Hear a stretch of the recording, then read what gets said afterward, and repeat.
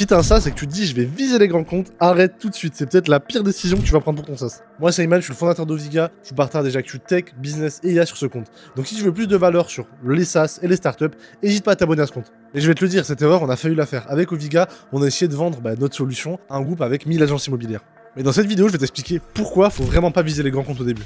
Déjà, le premier truc, c'est que pour signer un grand compte, en moyenne, il va te falloir 24 mois. C'est les stats, le cycle de vente, quand tu vends un produit grand compte, que ce soit en SaaS ou n'importe quel autre produit, c'est autour des 24 mois. Donc ça veut dire quoi? Pendant 2 ans, t'as pas de cash qui rentre. Donc à moins que t'aies levé des fonds, déjà, ça va être compliqué.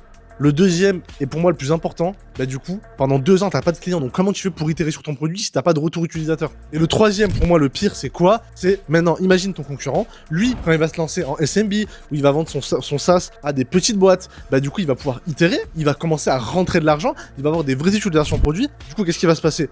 Ses utilisateurs, ils vont avoir plus de valeur sur son SaaS, lui, il va pouvoir rentrer de l'argent, il va avoir une machine d'acquisition qui va être rodée, et quand il va vraiment se dire, ok, maintenant je vais vendre au grand compte, il aura un outil qui apportera 1000 fois plus de valeur que le tien, il aura 1000 fois plus de preuves sociales, et du coup, tu crois que la grande entreprise, elle va prendre qui? Le mec qui a signé 2 clients en 2 ans, ou la personne qui a 150 clients SMB, qui a du chiffre d'affaires, qui rentre des équipes et tout?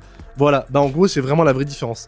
Mais bon, après, faut pas non plus mettre les grands comptes à la poubelle. Parce que les grands comptes, l'avantage que ça par rapport à du SMB ou des petites boîtes, c'est que qui dit grand compte dit grosse structure. Du coup, ton churn, il va être beaucoup plus bas. Parce qu'en général, un grand compte, quand il va te prendre ton outil, ton service, il va te le prendre pendant 1 an, tu vois. Donc forcément, ton churn, il va baisser. T'as 1 an de cash sécurisé. Et en plus de ça, du coup, ça fait des logos sur ton site à mettre. Donc tu l'as bien compris, le problème, c'est pas grand compte ou SMB, c'est juste en fonction de la maturité de ta boîte. C'est comme si tu me disais, ouais, donc tu l'as bien compris, le problème, c'est pas être grand compte ou SMB. Le problème, c'est juste en termes de timing. Au début, t'as besoin de volume de clients pour itérer sur ton produit. C'est comme si tu me disais, ouais, j'ai besoin de planter un clou et j'utilise un tournevis pour ça. Non, ça n'a pas la bonne utilité. Donc j'espère que cette vidéo t'a plu. N'hésite pas à t'abonner, à liker cette vidéo si t'as donné de la valeur.